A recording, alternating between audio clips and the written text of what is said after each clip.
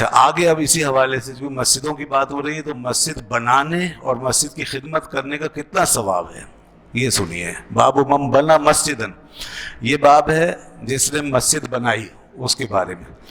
تو یہ حدیث آئی ہے حضرت عاصم بن عمر بن قتادہ، وہ فرماتے ہیں کہ انہوں نے سنا عبید اللہ الخولانی کو، انہوں نے سنا عثمان بن عفان سے. تو حضرت عثمان بن عفان رضی اللہ عنہ فرماتے ہیں عند قول الناس فیہ حین بنا مسجد الرسول صلی اللہ علیہ وآلہ وسلم انکم اکثرتم. بات یہ ہوئی کہ حضرت عثمان غنی رضی اللہ عنہ نے جب اپنے زمانے میں مسجد شریف کو تعمیر کیا تو انہوں نے تعمیرات میں کچھ اضافہ کیا نا، ایک تو توسیع کر دی، دوسرا اس کا تھوڑا انداز بدل دیا، جو طرز تعمیر تھا وہ چینج کیا. آپ صلی اللہ علیہ وسلم کے زمانے میں جو چیز نہیں تھی وہ حضرت عثمان غنی رضی اللہ عنہ نے اس کے اندر زیادہ کر دی. پیچھے آ چکا ہے، انہوں نے منقش نقش و نگار والے پتھر استعمال کیے. پتھر انہوں نے کہیں سے منگوائے، وہ دیواریں اس کی بنائی. اس سے پہلے جو دیواریں بنی ہوئی تھی وہ سادہ تھی، بالکل کچی اینٹوں کی دیواریں بنی ہوئی تھی. آپ نے پہلی دفعہ منقش پتھر کی دیواریں بنوائی. اور اسی طریقے سے منقش ستونوں میں بھی وہ آپ نے ایسا پتھر وغیرہ استعمال کیا جو منقش تھا اور اس میں نقش تھے. اور چھت جو ہے وہ پہلے کھجور کی تھی، کھجور کی شاخوں کی چھت ہوتی تھی، تو آپ نے ایک لکڑی ساگوان کی لکڑی کہلاتی تھی، ساکھو یا ساگوان کی لکڑی اچھی والی، وہ استعمال کی اور اس کو مضبوط کروا دیا. تو اس طرح جو مسجد تھی وہ جدید ہو گئی، گویا اس دور کے مطابق ایک جدید طرز تعمیر میں آ گئی نقش و نگار کے ساتھ. تو اب یہ جب ہوا تو حدیث میں آتا ہے یقول عند قول الناس فیہ، تو لوگوں نے اس سلسلے میں باتیں کرنا شروع کر دی کہ بھائی یہ کیا ہو رہا ہے، یہ کیا ہو رہا ہے، یہ مسجد میں کیا ہو رہا ہے، یہ نیا کام کیوں ہو رہا ہے. ہوتا ہے نا لوگوں کو نئی بات، بہت سے لوگوں کو ہر نئی بات بری لگتی ہے چاہے وہ اچھی کیوں نہ ہو. تو وہ کچھ لوگوں نے اس طرح کہا ہوگا کہ یہ نیا کام کیوں ہو رہا ہے، حضور کے زمانے میں ایسا نہیں تھا، حضرت ابوبکر کے زمانے میں ایسا نہیں تھا، حضرت عمر کے زمانے میں نہیں، یہ آج کیوں ہو رہا ہے ایسا کام. تو یقول عند قول الناس فیہ، تو جب لوگ یہ باتیں کرنے لگے حین بنا مسجد الرسول، جس وقت کہ انہوں نے مسجد رسول صلی اللہ علیہ وسلم کو بنایا تو انہوں نے فرمایا انکم اکثرتم، تم نے بہت زیادہ باتیں کی. حضرت عثمان کہتے ہیں تم نے بہت باتیں کی ہیں اس بارے میں کہ میں نے یہ مسجد بنائی ہے اور میں نے یہ کیوں کیا. تو وَإِنِّي سَمِعْتُ رسول اللہ صلی اللہ علیہ وسلم، تو فرماتے اب سنو کہ میں نے کیوں کیا، کہ میں نے رسول اللہ صلی اللہ علیہ وسلم کو سنا یقول من بنا مسجدن، کہ حضور نے یہ ارشاد فرمایا کہ جس نے مسجد بنائی.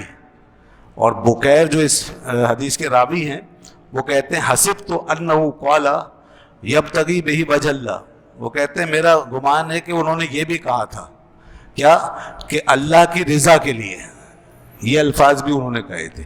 تو تھوڑا سا ڈاؤٹ ہوا نا، تو انہوں نے کہا میرا گمان ہے کہ انہوں نے یہ بات بھی کہی تھی کہ یبتغی بہ وجہ اللہ، کہ اللہ کی رضا چاہتے ہوئے. بھال یہ بات انڈرسٹوڈ تو ہے ہی، اگر الفاظ میں نہ بھی ہو تو انڈرسٹوڈ ہے کہ اللہ کی رضا کے لیے ہی ہوگا تو یہ اجر ملے گا.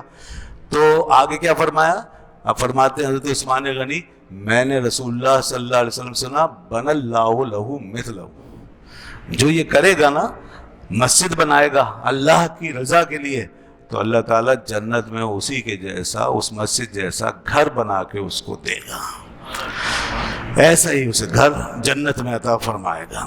جو اللہ کے لیے مسجد بنائے گا اللہ اس کے لیے جنت میں گھر بنائے گا. سبحان اللہ. تو جناب یہ ہے مسجد بنانے کی فضیلت. تو اب انہوں نے جو کام کیے تھے وہ توسیع کی تھی انہوں نے، اور میں نے بتایا نا منقش پتھر لگائے، یہ سب گویا اس حدیث میں انہوں نے شامل کر دیا. یعنی یہ جو فضیلت ہے اس کا اطلاق ان ساری چیزوں پہ کیا. تو اس کا مطلب یہ ہوا کہ مسجد بنانے کا مطلب یہ نہیں ہے خالی کہ پوری مسجد تعمیر کروائے کوئی، بالکل بنیادوں سے کوئی مسجد بنوائے، یہ ضروری نہیں. جتنا بھی مسجد میں آپ نے کنٹریبیوشن کیا ہے نا، جو حصہ بھی آپ نے بنایا، جس میں بھی آپ نے پیسہ لگا، تو یہ انشاءاللہ اجر آپ کے لیے ہے. مسجد کو آپ نے گویا کہ بنایا، مسجد کو آپ نے مضبوط کیا، مسجد کو آپ نے آباد کیا، لوگوں کو نمازیوں کو آپ نے سہولت دی، یہ سب اسی میں آئے گا. اور کوئی پنکھے لگا دیتا ہے، کوئی لائٹیں لگوا دیتا ہے، کوئی کلر کروا دیتا ہے، کوئی ساؤنڈ سسٹم جو ہے وہ اس کے لیے کرتا ہے کچھ. تو اس طرح یہ سارے کام جو مسجد کے اندر کام آنے والی چیزیں ہیں، یہ اگر کوئی بھی کرتے ہیں آپ تو انشاءاللہ آپ کو اجر ملے گا اس کا. یہ بڑے ثواب کا کام ہے. تو فرمایا کہ جو مسجد میں مسجد بنائے، مسجد کو تعمیر کرے، اللہ تعالیٰ اس کے لیے جنت میں گھر بناتا ہے. اچھا، بعض حضرات سمجھتے ہیں میری لگائی ہوئی چیز قیامت تک بس لگی رہنی چاہیے، لگی رہے گی تو ثواب ملے گا، اگر کسی نے بدل دیا، چینج کر دیا تو ثواب چلا جائے گا. نہیں، ایسا نہیں ہے. اللہ کی رحمت سے مایوس نہیں ہونا چاہیے. آپ کی چیز کی جب تک ضرورت تھی اس وقت تو استعمال ہو گئی، یا پرانی ہو گئی، یا کوئی اس کی جگہ نئی چیز لگانی، تو انشاءاللہ آپ کا ثواب ملے گا آپ کو. اب ہمیں یہ بتائیے آپ کہ حضرت عثمان غنی رضی اللہ عنہ نے جو مسجد بنائی، اور اب جو جتنی وہاں پہ ترمیم ہو چکی اور جتنی تبدیلیاں ہو چکی، تو بتائیے جو سب سے پہلے جن ہستیوں نے مسجد بنائی تھی، دونوں حرمین شریفین، تو ان کی اس کا ثواب کہاں گیا؟ پھر ان کی تعمیر کا ثواب تو گیا. پھر یہاں تک کہ کعبۃ اللہ حضرت ابراہیم علیہ السلام نے بنایا تھا، پتہ نہیں کتنی دفعہ بن چکا وہ اور کتنی تعمیر ہو چکی، تو حضرت ابراہیم علیہ السلام کا ثواب گیا؟ نہیں، ایسا نہیں، ایسا نہیں. وہ ثواب اپنی جگہ ہے، اور یہ بار بار بننا یہ تو ہوتا رہتا ہے. تو اس میں ہم یہ نہ سمجھیں کہ ہمارا ثواب چلا گیا. تو ضرورت پڑتی ہے تو چینج ہوتا ہے. دری پرانی ہو جائے گی تو دوسری نئی دری لانی پڑے گی. یہ تھوڑی کہ آپ کی دری پھٹی پرانی سڑ رہی ہے، گل رہی ہے، اسی پہ نماز پڑھاتے رہیں لوگوں کو، تو یہ بجائے ثواب کے اور الٹا عذاب ہو جائے گا کہ لوگ جو ہیں وہ بھاگنا شروع ہو جائیں گے. تو اس لیے مسجد کی تزئین و آرائش وغیرہ یہ ہوتی رہے گی اور چیزیں بدلتی رہتی ہیں. تو ہمیں ہاں بہرحال یہ ضرور دیکھنا چاہیے کہ مسجد میں کس چیز کی ضرورت ہے، وہ چیز ہم پوچھ کر معلوم کر کے پھر لگائیں. میں پہلے بھی یہ بات بتا چکا ہوں، لوگوں کے ذہنوں میں بعض چیزیں ہوتی ہیں، بس اسی کے مطابق وہ بس لاتے رہتے ہیں. بس جس کو قرآن مجید رکھنا ہے وہ قرآن مجید ہی رکھتا رہے گا، چاہے جتنے بھی بڑھ جائیں اور ضرورت ہو نہ ہو. اس طرح بعض حضرات تسبیح ہیں بلاتے رہیں گے، بعض مصلی لا کر رکھتے رہتے ہیں. نہیں، ہمیں کچھ ذرا سا سوچ سمجھ کے چلنا چاہیے اور دیکھنا چاہیے. نیکی بھی عقل مانگتی ہے. نیکی کوئی اندھا دھن کسی کام کا نام نہیں، نیکی بھی عقل مندی کا کام ہے، سمجھداری. جیسے گھر کے معاملات سب بڑی سمجھداری سے ہوتے ہیں، ایک ایک چیز دیکھ بھال کے لگائی جاتی ہے، لائی جاتی ہے، اسی طرح نیکی کے کاموں میں بھی یہ دیکھنا چاہیے کس چیز کی ضرورت. نیکی کا مطلب یہ نہیں اندھا دھن بس اٹھا کے ایک چیز رکھ دی کر دی، یہ نہیں. تو اس لیے ہمیں معلوم کر لینا چاہیے. جیسے ایک صاحب نے یہ کتاب ماشاء اللہ لگائی، ان کا ذہن بنا یہ باتیں سننے کے بعد. یہ کونے میں کتاب تفسیر اور سیرت کی کتاب یہاں لگی ہوئی، یہ آپ کے مطالعے کے لیے، یہ بہت اچھی بات ہے. اب اس کی ضرورت ہے یقیناً. قرآن تو بہت رکھے ہوئے ہیں بے شک، تو اب تفسیر چاہیے، تفسیر لگا دی انہوں نے. تو اسی طرح جو چیز ضروری ہے وہ دیکھی جائے گی، وہ مقدم رکھی جائے گی. اچھا، اس کے علاوہ مسجد کے ساتھ جو ادارہ مدرسہ تعلیم کا انتظام ہوتا ہے وہ بھی مسجد ہی کا ایک حصہ ہے نا. تو اس لیے اگر مدرسوں کے لیے اور دینی اداروں کے لیے اور تعلیم، بچوں کی تعلیم کے لیے بھی کوئی خرچ کرے گا تو انشاءاللہ اس کا ثواب، ایک تو یہ کہ مدرسہ اور تعلیم میں بھی ثواب ہوگا اس کا، دوسرا مسجد کے ساتھ بھی کوآپریٹ ہوگا، کیونکہ یہ تعلیم بالآخر مسجد ہی میں کام آتی ہے اور یہیں پھر خدمت اس کی ظاہر ہوتی ہے، امام کی صورت میں، خطیب کی صورت میں، حافظ کی صورت میں. تو یہ بھی مسجد ہی کے ساتھ اس کا انٹر لنک موجود ہے. اچھا، اس کے بعد اچھا پھر جو مسجد شریف کی بعد میں پھر مزید تزئین اور آرائش ہوئی وہ تو بہت بڑھ گئی. پھر یہاں سے ایک چیز پتہ چلی لوگوں کو، حضرت عثمان غنی رضی اللہ عنہ نے اس کی بنیاد رکھی، یعنی اس میں جیسے تغیر تبدل ہوا اور تزئین و آرائش ہوئی، تو پھر بعد میں اموی حکمرانوں نے بہت زبردست بنا دیا. پھر ولید بن عبد الملک کا نام آتا ہے، پہلا یہ شخص تھا امویوں میں جس نے مسجد شریف کی بہت زبردست تزئین کی پھر، اور پوری امت اس کو دیکھتی رہی اور کسی نے اعتراض نہیں کیا.